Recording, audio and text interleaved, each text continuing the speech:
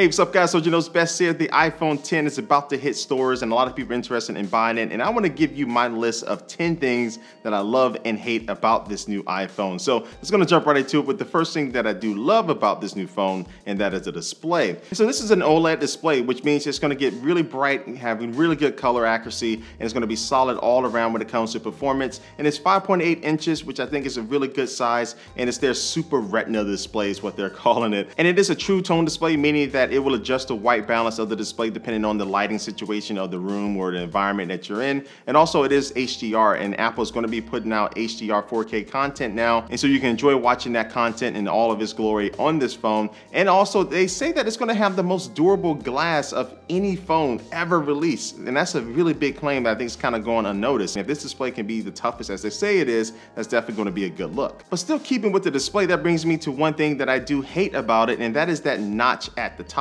And so this cutout houses their true depth camera system, which is going to be the kind of the catalyst for the Face ID system that this phone uses. And so it's a lot of cameras and sensors and things inside of that is necessary for it to be uncovered at this moment. But Apple has already filed patents years ago at displaying how they want to be able to put cameras and other things behind the display. But for right now, we're stuck with this, and also developers are stuck with trying to find ways to make sure that content adapts to this cutout in the display. And so I'll be surprised if this little cutout lasts more than one more iteration of the iPhone before they find a way to get rid of it. Now, speaking of the true depth camera system, that brings me to the second thing I love about this phone, and that is Face ID. Now, this has to work exactly as Apple is presenting it. If that's the case, meaning that this facial unlock will be able to recognize you if you're wearing glasses, you grow your beard out, you cut all your hair off, it should be pretty accurate. It should work at nighttime with the infrared sensor. If it just works exactly how it is, I think it's going to be a great addition to have to the phone. Now, I still personally would kind of still like to see Touch ID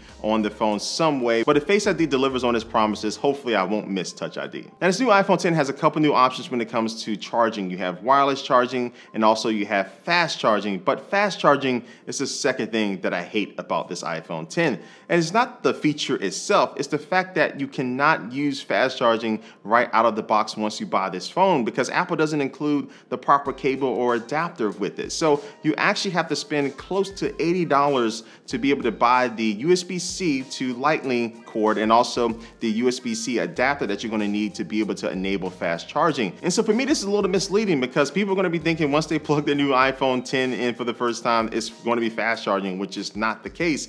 You need to buy this extra stuff, and that makes it an add-on. So hopefully Apple fixes this and starts shipping those proper materials inside of the box with the new iPhones, or at least drop the price down. Now, all this talk about fast charging and new cables brings me to the third thing I hate about this new iPhone, and that is the fact that it still does not use USB-C, which is becoming the standard with cell phones, tablets, all types of devices now. And it just sucks having to still carry around multiple cables for different devices if you are an iOS user. So again, it's obvious that USB-C is the best platform for fast charging. It's the only way you can fast charge this new iPhone.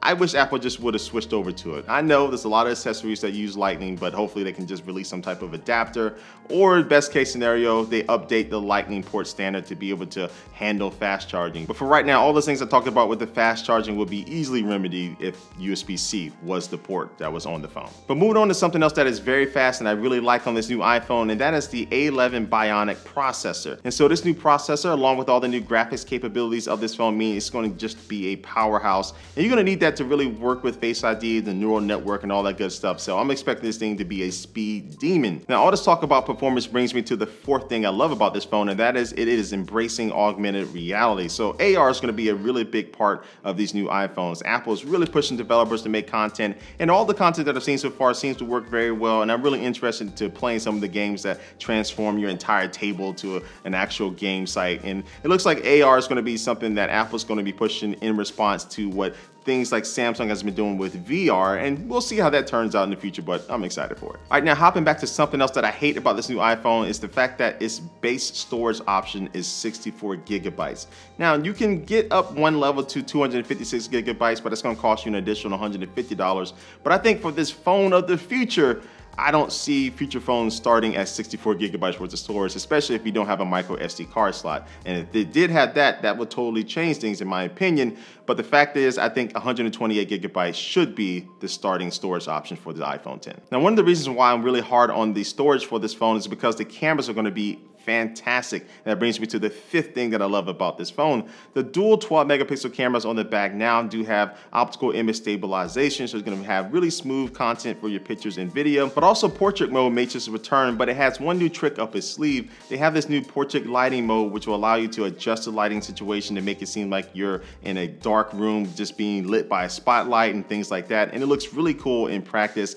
And portrait mode is also being pushed up to the front-facing camera as well with their true depth camera system, so now you can take a portrait mode selfie, which is going to be great. And then these cameras can record 4K at 60 frames per second and also 1080p at 240 frames per second, which is going to be great for slow motion video. And that's just insane. So these cameras overall are going to be fantastic, and that's why we need a little bit extra storage on our phones to keep all this content. And now finally, the 10th thing I want to talk about this phone is something that I do hate, and that is the price. And it's not simply just because it's $1,000, because if something is worth $1,000, I don't mind paying it. It's just the fact that some of those things that I mentioned before, it doesn't have the proper cable for fast charging. You have to pay more for that. And then also I feel that they skimped out on some of the storage options. And really, when you just compare this iPhone 10 to other smartphones that are in kind of the price range over $900, it still feels like Apple is missing a couple things there. Even though I know the true depth camera system is going to cost a little bit more for sure, and other things inside this phone, including the processor and things like that, it's going to add a little extra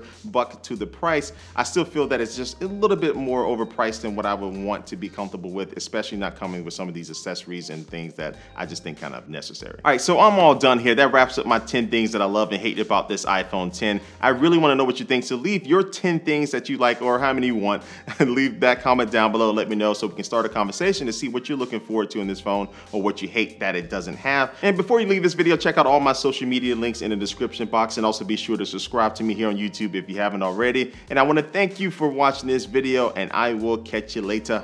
Peace.